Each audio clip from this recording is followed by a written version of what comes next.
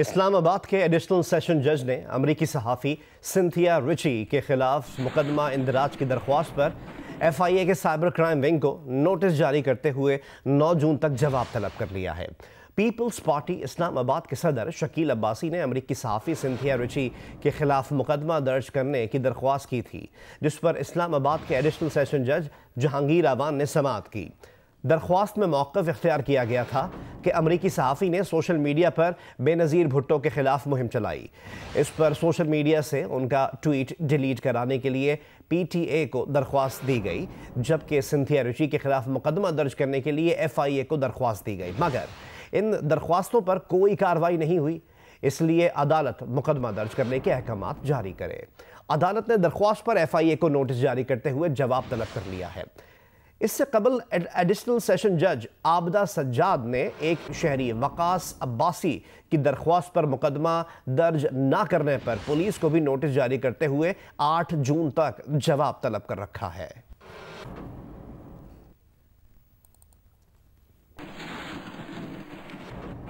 अमरीकी शहरी Cynthia Richie ने कहा है कि वो 10 साल से पाकिस्तान में है और एक तहकीकाती फिल्म बना रही हैं। बिलावल भुट्टो जरदारी को मुस्तकबिल का एक रहनुमा समझकर उनका इंटरव्यू करना चाहती थीं। जियो न्यूज़ ने सिंथिया रिची के FIA को तहरीरी बयान की तफसीलात हासिल कर ली हैं, जिसमें उनका कहना यह है कि वो 10 साल से पाकिस्तान में है, खैबर पख्तूनख्वा हुकूमत के महकमा आसार कदीमा और मुख्तलिफ NGOs के लिए काम करती रही हैं। सिंथिया रिची ने अपने बयान में कहा कि वो पीपल्स पार्टी से लड़ना नहीं चाहती। सिंथिया ने कहा कि वो बिलावल को मुस्तकबिल के ताकतवर लीडर के तौर पर देखती हैं। उन्होंने कहा कि ईमानदारी की बात है कि वो मुस्तकबिल के रहनुमा के तौर पर डॉक्यूमेंट्री में बिलावल का इंटरव्यू करना चाहती थीं। उन्होंने कहा कि उन्हें पीपल्स पार्टी से लड़ने में कोई दिलचस्पी नहीं, एक तहकीकाती दस्तावेजी फिल्म बना रही हैं। 2 बरस से अब कुछ इदारों के साथ मिलकर पीपल्स पार्टी और PTM के दरमियान ताल्लुकात की तहकीकात कर रही हैं।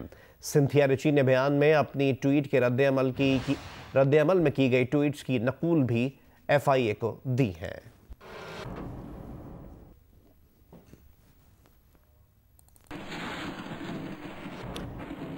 पीपल्स पार्टी की आला क़यादत ने अमरीकी शहरी सिंथिया रिची के संगीन इल्ज़ामात की तरदीद कर दी। रहमान मलिक ने खुद पर आयद इल्ज़ामात को बेहुदा, मन घड़त और नाजेबा करार दे दिया। यूसुफ रज़ा गिलानी ने कहा कि सिंथिया रिची ने शहीद मोहतरमा बेनज़ीर भुट्टो पर अजीब व गरीब इल्ज़ामात लगाए। उस पर उनके बेटों ने सिंथिया के खिलाफ अदालत जाने का ऐलान किया। सिंथिया के इल्ज़ामात उसी का रद्द-ए-अमल है, वो इन इल्ज़ामात का जवाब देना भी ज़रूरी नहीं समझते। मखदूम शहाबुद्दीन ने 9 साल बाद सिंथिया के अचानक मंजर-ए-आम पर आने पर सवाल उठा दिया।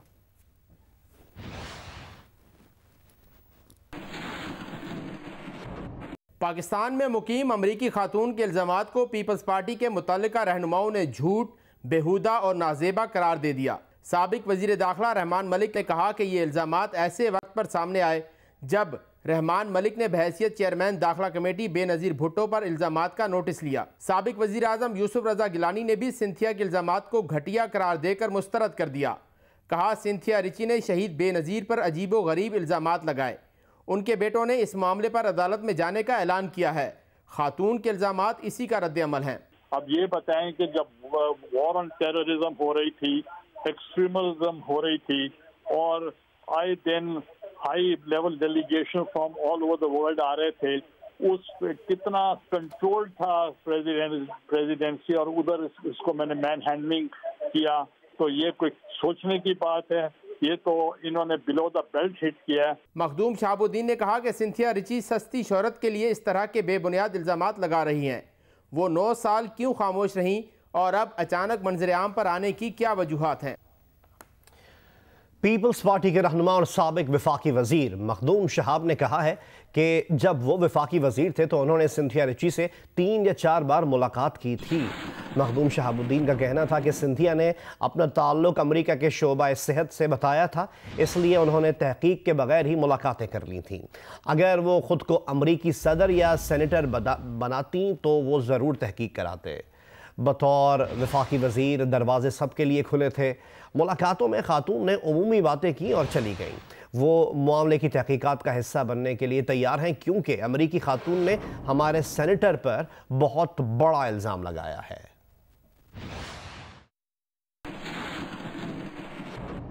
I was a PPP minister and our doors are open and anybody can walk into my office. उसमें क्या बुराई क्या है? उन्होंने ऐसी जनरली बातें करा के तशरीफ ले गए। अगर उसने कहा होता कि मैं अमेरिका की प्रेसिडेंट हूँ तो जाहिर मैं इन्वेस्टिगेट करता कि भाई ये नहीं है, या कहती कि जी मैं सेनेटर हूँ वहाँ, फिर तो मैं इन्वेस्टिगेट करता। अब ये कहे कि जी मेरा ताल्लुक है वहाँ, तो मैं पाकिस्तान के सिलसिले में मैं आपको मशवरे दूंगी। 2-3 दफा मेरी मुलाकात हुई, तो मुझे याद नहीं है, चार हुई होंगी, 3 हुई होंगी, 4 हुई होंगी। जनरली बातें की उन्होंने, मैंने ज्यादा इन्वेस्टिगेट नहीं किया, मैंने इतनी अहमियत नहीं दी ना इनको। इतना बड़ा इल्जाम लगा रही है एक हमारे सेनेटर के ऊपर, अब से याद आया। जहां भी मुझे बुलाएंगे मैं तैयार हूँ।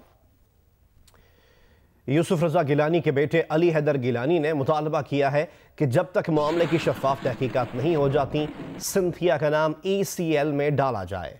जियो न्यूज़ के प्रोग्राम नया पाकिस्तान में गुफ्तगू करते हुए उन्होंने कहा कि सिंथिया का मकसद एक ही है कि सियासी लीडरशिप की साख मुतासर की जाए और इसका उसे टास्क दिया गया है। सिंथिया 9 साल तक क्यों खामोश रहीं?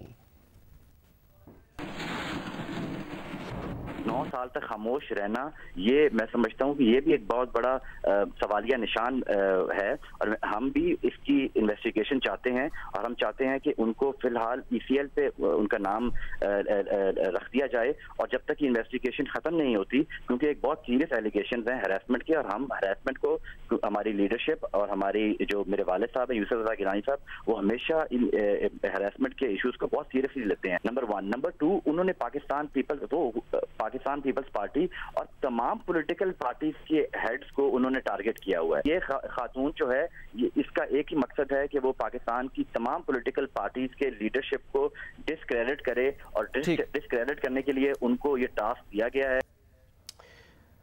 अमरीकी शहरी सिंथिया रिची के मामले पर अमरीकी सिफारत खाने का रद्द-ए-अमल भी सामने आ गया है। तर्जुमान के मुताबिक अमरीकी सिफारत खाना पाकिस्तान में तमाम अमरीकियों को मुनासिब खदमात और सपोर्ट फराहम करता है। पाकिस्तान में ज़ाती हैसियत में मुकीम बाज़ अमरीकियों के मामलात पर तबसरा नहीं कर सकते।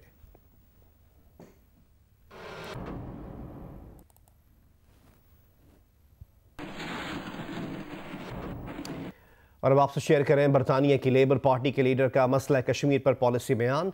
मसला कश्मीर पर पार्टी का मौक़िफ़ तब्दील नहीं हुआ, ये कहा है कियर स्टार्मर ने। उन्होंने ये भी कहा कि लेबर पार्टी कश्मीर पर अक़वाम मुत्तहिदा की करारदादों को तस्लीम और उनकी हिमायत करती है। पाकिस्तान और भारत को मसले का हल कश्मीरियों के साथ मिलकर निकालना चाहिए। अमन का प्रचार चाहता हूँ मगर इंसानी हुकूक़ का तहफ़्फ़ुज़ अव्वलीन तरजीह है। कियर स्टार्मर ने यह भी कहा कि हमें कम्युनिटीज़ के दरमियान तनाव कम करने में किरदार अदा करना चाहिए। लेबर पार्टी के लीडर कियर स्टार्मर ने का रुकन पार्लियामेंट अफजल खान के नाम ये ख़त है जिसके मुतालिक हम आपको अपडेट कर रहे हैं।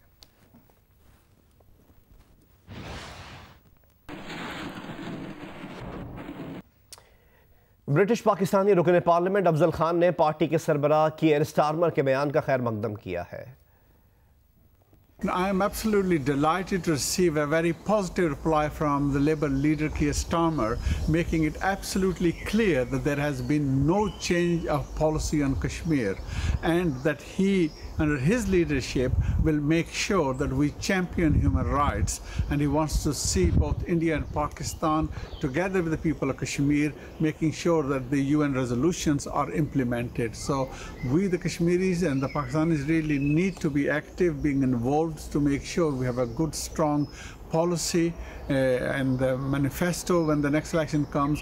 But more importantly, we need to be piling pressure on our current government to make sure that they do not put trade above human rights. Human lives are always more important, and the issue of Kashmir is about the right of self-determination of the Kashmiri people. Corona से बचाव के लिए कराची समेत सिंध भर में हफ्तेवार lockdown किया जा रहा है। लॉकडाउन में बड़ी मार्केटें और शॉपिंग प्लाजा बंद होंगे। इसकी तफसीलात बता रहे हैं जियो न्यूज़ के नुमाइंदे कमर अली।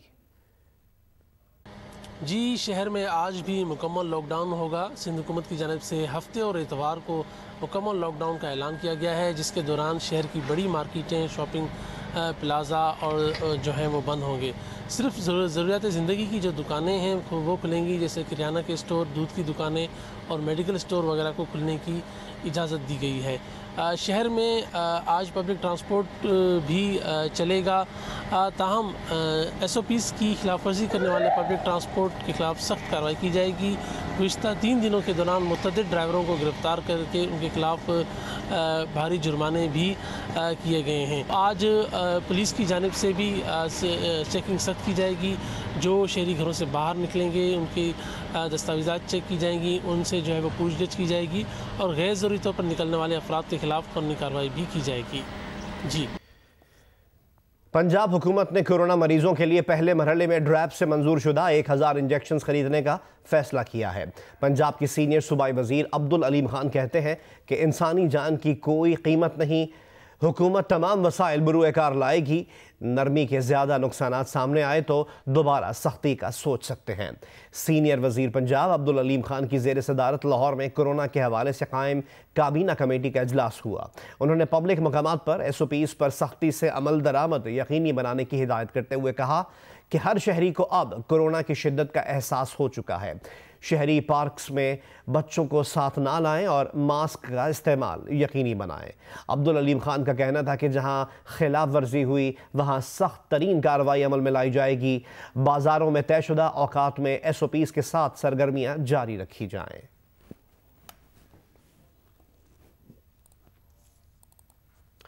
मेयर इस्लामाबाद शेख अंसर अजीज़ का कहना है कि इस्लामाबाद की तमाम यूनियन काउंसिल्स में कोरोना टेस्ट मुफ्त किए जा रहे हैं। शहरी इस सहूलत से फ़ायदा उठा सकते हैं।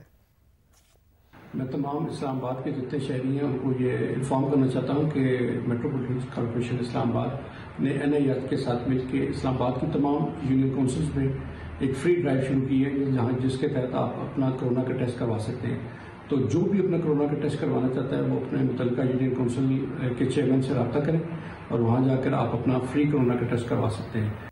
वफाकी हुकूमत ने चीनी कमीशन रिपोर्ट में मौजूदा नामों के खिलाफ कार्रवाई का फैसला किया है। बहरान में मुलव्वस अफराद के खिलाफ हतमी कार्रवाई का फैसला आज इस्लामाबाद में अहम इजलास में किया जाएगा।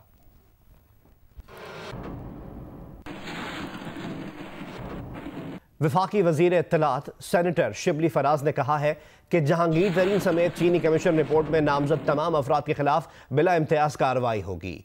जियो न्यूज़ के प्रोग्राम जिरगा में गुफ्तगू करते हुए शिबली फराज ने कहा कि FIA, FBR, NAB और SECP को केसेस भेजे जाएंगे। साहब, चीनी कमीशन रिपोर्ट आई और दफन हो जाएगी। उस रिपोर्ट का मकसद क्या था? उस रिपोर्ट में एक पूरा जो जो जिसे कहते हैं आप वैल्यू चेन थी, जिसमें के काश्तकार से लेकर वो हो गया लोगों के नाम आ गए कि कौन कौन सी फैक्ट्रीज थी जो कि ये मिल्स कर रही थी, क्योंकि ये 9 पे ये पूरी का नहीं था, ये 9 का था।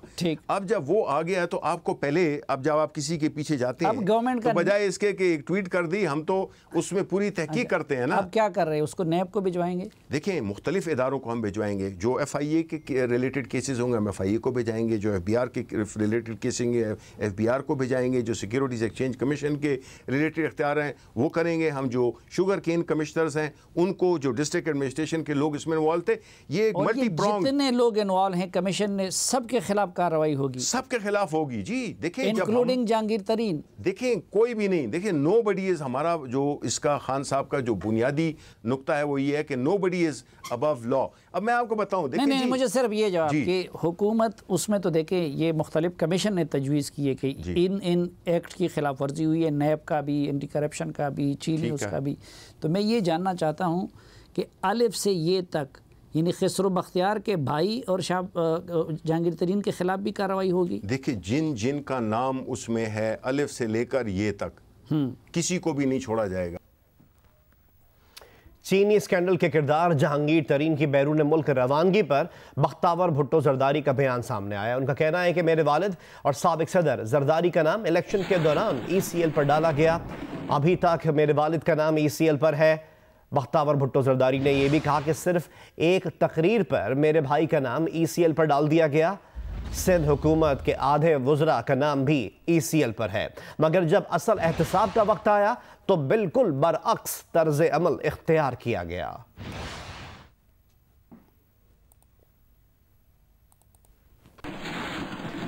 लाहौर के मुख्तलिफ इलाकों में हल्की बारिश, जिसके बाद मौसम खुशगवार हो गया। शेखुपुरा में भी बादल बरसे। गुजरात, चकवाल, जहलुम और गिरदोनवाह में मूसलाधार बारिश हुई, जिसके बाद मौसम खुशगवार हो गया है। हाफिज आबाद में वक्फे से बारिश का सिलसिला जारी है। मजीद बता रहे हैं जियो न्यूज़ के नुमाइंदे सैयद मोहम्मद ज़मीर। हाफिजाबाद शहर में गुज़श्ता कई घंटे से वक्फे के साथ बारिश का सिलसिला जारी है। इसके साथ यहाँ पर ठंडी हवाएं चल रही हैं, जिसकी वजह से मौसम नहायत ही सुहाना और खुशगवार हो चुका है। लेकिन दूसरी तरफ शहर के तमाम नशेबी इलाका जाते हैं वो ज़ेरे आब आ चुके हैं। सड़कों, शाहराहों, गली मोहल्लों में कई फुट पानी खड़ा दिखाई दे रहा है, जिसकी वजह से यहाँ के इलाका मकीनों को अपने घरों से निकलने में शदीद मुश्किलात का सामना करना पड़ रहा है।